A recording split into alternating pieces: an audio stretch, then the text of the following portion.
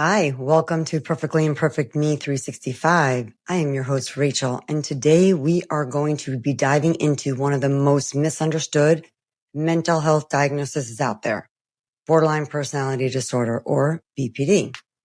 And many of you may know that I am a DBT therapist, and if you didn't, well, you do now. And I can tell you that most of what you've heard about BPD is completely wrong. People love to throw around scary labels or act like BPD means someone is manipulative, abusive, or untreatable. And that couldn't be further from the truth. So in this episode, I want to clear up some of the biggest misconceptions about BPD, explain why they're not true, and hopefully you'll see the real human experience behind the diagnosis. So let's just get right into these misconceptions. Misconception 1.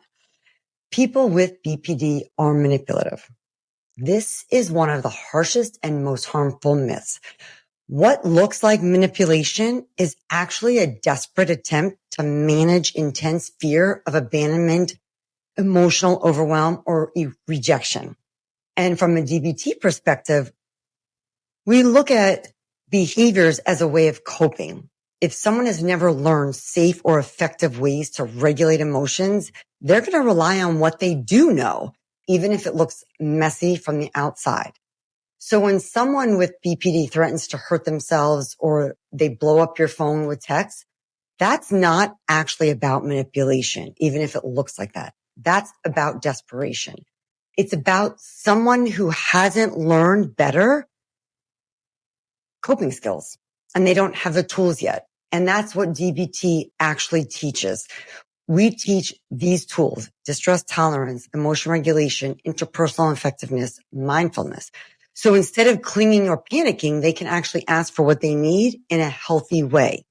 So instead of framing it as manipulation, if you think of it as survival strategies, it's just an overwhelmed nervous system screaming out for safety that they're trying to do. Misconception 2. People with BPD are dangerous. And this one is especially cruel because, let's just face it, it paints this picture of an entire group of people as violent or abusive. And that's actually just not true. Statistically, people with BPD are far more likely to harm themselves than to harm others. The danger isn't to you, it's actually to themselves. Now, can relationships with someone who has BPD get intense? Absolutely. There's going to be conflict. Yes, just like in every other relationship, but that's different than being dangerous.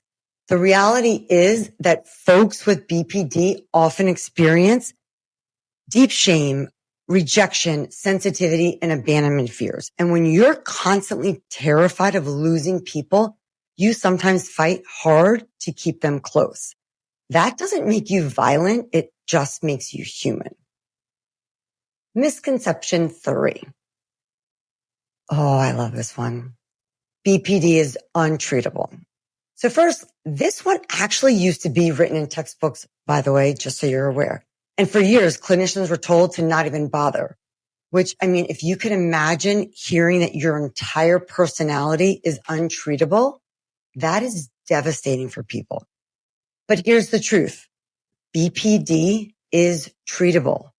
DBT was actually created for it. Marshall Linehan created DBT, and we have decades of research showing now that, and actually prove that the symptoms can improve dramatically. People can actually go into remission and people do recover. How do I know that? Because I've seen it. And saying BPD can't be treated is not only false, it's dangerous because it actually makes people lose hope before they even start. And people with BPD can and actually do live stable, fulfilling lives with relationships, careers, families, all of it. And I've witnessed it within my own practice. Misconception 4.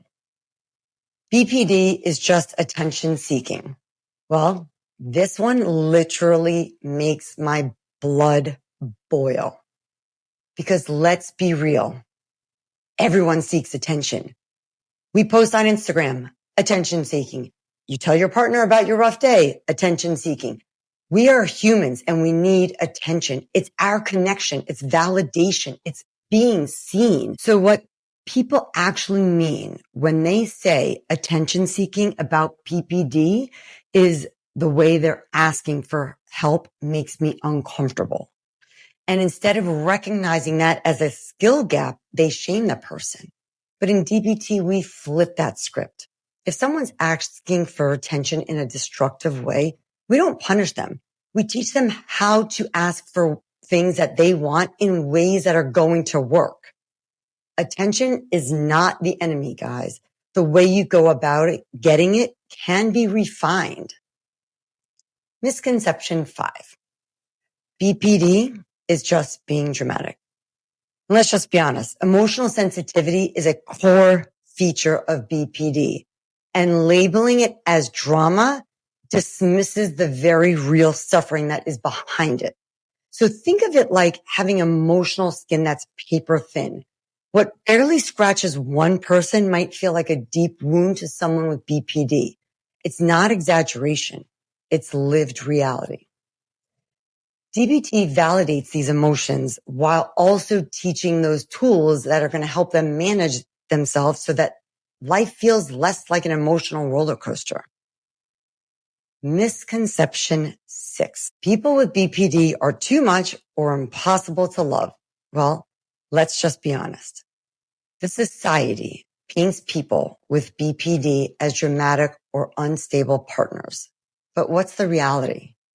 That people with BPD often feel emotions more intensely. Yes, we know this. And that also means that they love deeply, show fierce loyalty, and have a level of empathy and connection that many people do admire. The too much label is really about stigma. In DBT, we work on balancing that intensity so it doesn't overwhelm or destroy relationships. And with support and skills, people with BPD are fully capable of having stable, meaningful, and lasting relationships. So let's talk about why do these misconceptions stick if they are untrue? Well, part of the reason these myths stick is because clinicians themselves used to buy into them.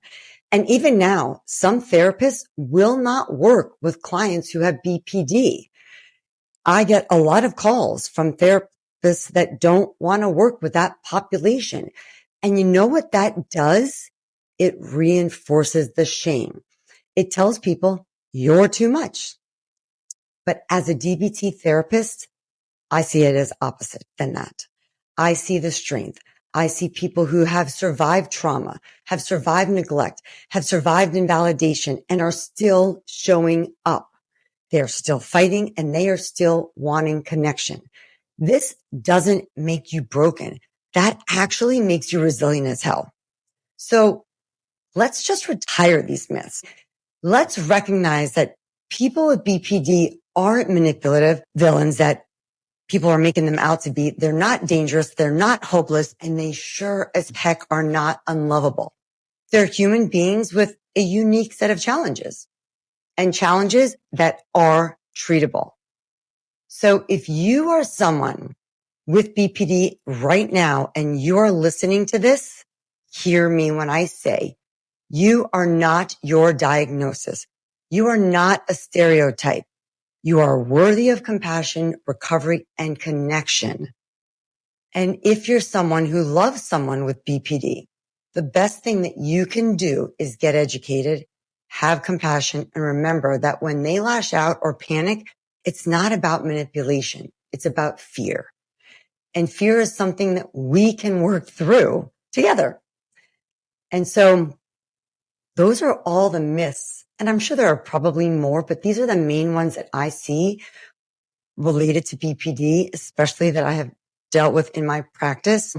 That's it for today's episode of Perfectly Imperfect Me 365. If you found this helpful, please share it with a friend, drop me a message on socials, and let's keep being proud of our perfectly imperfect selves. I'm Rachel. I appreciate you listening, tuning in, subscribe, follow, please rate me. leave a comment if you'd like. I'm going to leave some resources in my show notes, and I really think that they will benefit many families who might be dealing with somebody that they love and care a lot about who has BPD. Have a great one.